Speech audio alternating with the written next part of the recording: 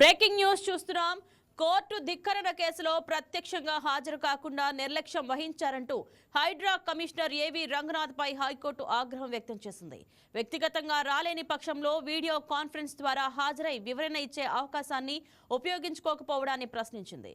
మినహాయింపు కోరుతూ కనీసం అఫిడవిట్ కూడా దాఖలు చేయకపోవడం ఆయన నిర్లక్ష్యాన్ని తెలియజేస్తోందని ఘాటుగా వ్యాఖ్యానించింది.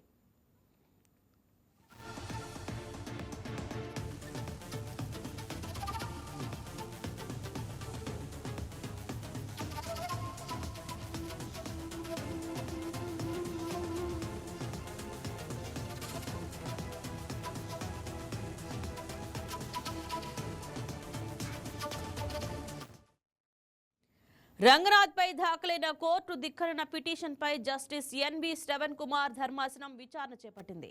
ప్రతి కేసులోనూ హైడ్రా బోర్డులు కంచెలు ఏర్పాటు చేస్తోందని, భూములను పిటిషనర్లు ఎక్కడికైనా తీసుకువెళ్లే అవకాశం ఉందా అని అడిగింది. హైకోర్టు ఆదేశించిన తర్వాత కూడా 20 రోజుల వరకు బోర్డు ఎందుకు తొలగించలేదో, ఎందుకు హాజరు కాలేదో అఫిడవిట్ సమర్పించాలని ఆదేశిస్తూ విచారణ మధ్యాహ్నానికి వాయిదా వేసింది. మధ్యాహ్నం హైడ్రా తరపు న్యాయవాది అఫిడవిట్ దాఖలు చేయడంతో వ్యక్తిగత హాజరు నుంచి మినహాయింపు ఇచ్చింది. ఆ అఫిడవిట్ కూడా చాలా నిర్లక్ష్యంగా ఉందని, మరింత సమగ్రంగా దాఖలు చేయాలని అభిప్రాయపడింది.